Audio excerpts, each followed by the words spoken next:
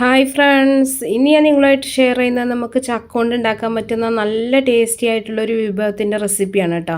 ഇപ്പോൾ ചക്ക ഉള്ള ഒരു സമയമാണ്, എല്ലാവർക്കും ഈസി ആയിട്ട് വീട്ടിലുണ്ടാക്കി നോക്കാൻ പറ്റും. ഇത് ചോറിൻ്റെ കൂടെ ചായയുടെ കൂടെ ഒക്കെ നമുക്ക് കഴിക്കാൻ പറ്റുന്ന ഒന്നാണ്. അപ്പോൾ ഇതെങ്ങനെ ഉണ്ടാക്കുന്നത് നോക്കിയാലോ. ആദ്യം തന്നെ നമ്മൾ പച്ച ചക്ക എടുത്തിട്ട് അതിൻ്റെ തൊലിയും കുരുവൊക്കെ ഒന്ന് കളഞ്ഞതിന് ശേഷം ഇതുപോലെ ചെറിയ കഷ്ണങ്ങളാക്കിയിട്ടൊന്ന് മുറിച്ചെടുത്തിട്ടുണ്ട്. ഇപ്പോൾ ചക്ക ഉള്ള ഒരു സമയമാണ്, അപ്പോൾ എല്ലാവർക്കും വീട്ടിലുണ്ടാക്കി നോക്കാൻ പറ്റുന്ന നല്ലൊരു റെസിപ്പിയാണ് കേട്ടോ അത്. അപ്പോൾ ഇതുപോലെ കുറച്ച് എല്ലാം ഒരേപോലെ കഷ്ണങ്ങളാക്കിയിട്ടൊന്ന് മുറിച്ചെടുത്തതാണ്.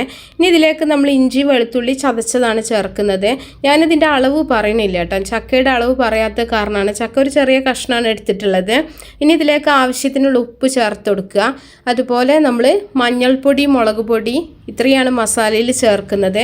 മുളക് പൊടി നല്ല എരിവ് വേണ്ടവരാണെന്നുണ്ടെങ്കിൽ നന്നായിട്ട് നിങ്ങൾക്ക് ചേർത്ത് കൊടുക്കുക. കാശ്മീരി ചില്ലി ആണെങ്കിൽ കളറ് നന്നായിട്ട് കിട്ടും, എരിവ് കുറവായിരിക്കും. അപ്പോൾ അതൊക്കെ വീട്ടിൽ ചെയ്യുന്ന സമയത്ത് നിങ്ങളുടെ ഇഷ്ടത്തിന് ചെയ്താൽ മതി കേട്ടോ. ഇനി നമ്മൾ ഒരു ടീസ്പൂൺ മഞ്ഞൾപ്പൊടിയും കൂടെ ചേർക്കുന്നുണ്ട്.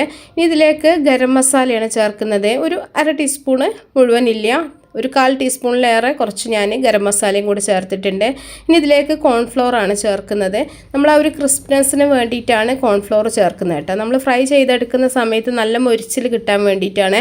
കോൺഫ്ലോറിന് പകരം നിങ്ങൾക്ക് അരിപ്പൊടി വേണമെങ്കിലും ചേർക്കാം, അത് നിങ്ങളുടെ സൗകര്യത്തിനനുസരിച്ചിട്ട് നിങ്ങൾക്ക് ചേർത്ത് കൊടുക്കാം. എന്നിട്ട് നല്ല പോലെ കൈ വെച്ചിട്ടൊന്ന് മിക്സ് ചെയ്തെടുക്കുന്നുണ്ട്.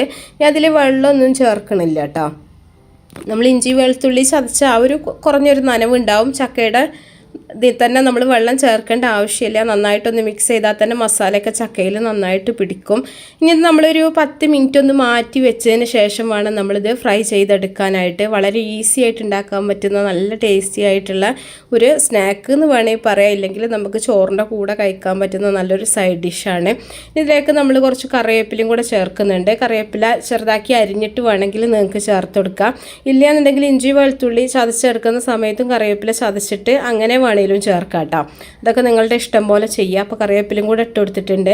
ഇനി നമ്മൾ നല്ല ചൂടായിട്ടുള്ള വെളിച്ചെണ്ണയിൽ ഇത് ഇട്ടിട്ട് ഫ്രൈ ചെയ്തെടുക്കുകയാണ് ചെയ്യുന്നത്. വെളിച്ചെണ്ണയിൽ ഫ്രൈ ചെയ്യുമ്പോൾ നല്ല ടേസ്റ്റാണ്. ചക്ക ഇത് കാരണം തന്നെ ഒരു നാടൻ ഇതാണല്ലോ, അതുകൊണ്ട് തന്നെ ആ ഒരു നാടൻ ടേസ്റ്റ് കിട്ടാൻ വേണ്ടിയിട്ട് നമുക്ക് വെളിച്ചെണ്ണയിൽ തന്നെ ഇത് ഫ്രൈ ചെയ്തെടുക്കാം. നന്നായിട്ടൊരു ഭാഗമാവുന്ന സമയത്ത് നമുക്ക് തിരിച്ചും മറിച്ചൊക്കെ ഇട്ടിട്ട് നല്ല പോലെ ഒന്ന് മൊരിച്ചെടുക്കുക. ഇത് നല്ല ക്രിസ്പായിരിക്കും നമ്മൾ ഫ്രൈ ചെയ്തെടുക്കുന്ന സമയത്ത് കേട്ടോ. അപ്പോൾ ഇത് നമുക്ക് കട്ടൻ ചായയുടെ കൂടെ കഴിക്കാനും നല്ല ടേസ്റ്റാണ്. ഇല്ലയെന്നുണ്ടെങ്കിൽ നമുക്ക് ചോറിൻ്റെ കൂടെയൊക്കെ സൈഡ് ഡിഷായിട്ടും കഴിക്കാൻ പറ്റും. അപ്പോൾ അത് നിങ്ങളുടെ ഇഷ്ടം പോലെ ചെയ്താൽ മതി.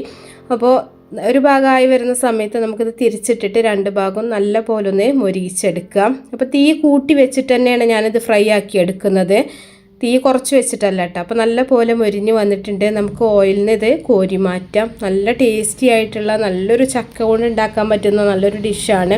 അപ്പോൾ എല്ലാവരും ഒന്ന് ട്രൈ ചെയ്ത് നോക്കുക കേട്ടോ. ഇഷ്ടപ്പെട്ടാൽ നിങ്ങൾ തീർച്ചയായിട്ടും ലൈക്ക് ചെയ്യുക, അതുപോലെ നിങ്ങളുടെ അഭിപ്രായങ്ങളൊക്കെ അറിയിക്കുക. മാക്സിമം സപ്പോർട്ട് ചെയ്യുക, ഷെയർ ചെയ്തൊക്കെ സപ്പോർട്ട് ചെയ്യുക കേട്ടോ. അപ്പോൾ നല്ല റെസിപ്പികളൊക്കെ ആയിട്ട്, അതുപോലെ ഈസിയും ടേസ്റ്റി ആയിട്ടുള്ളൊക്കെ റെസിപ്പികളായിട്ട് നമുക്ക് അടുത്തൊരു വീഡിയോയിൽ കാണാം. ഓക്കേ.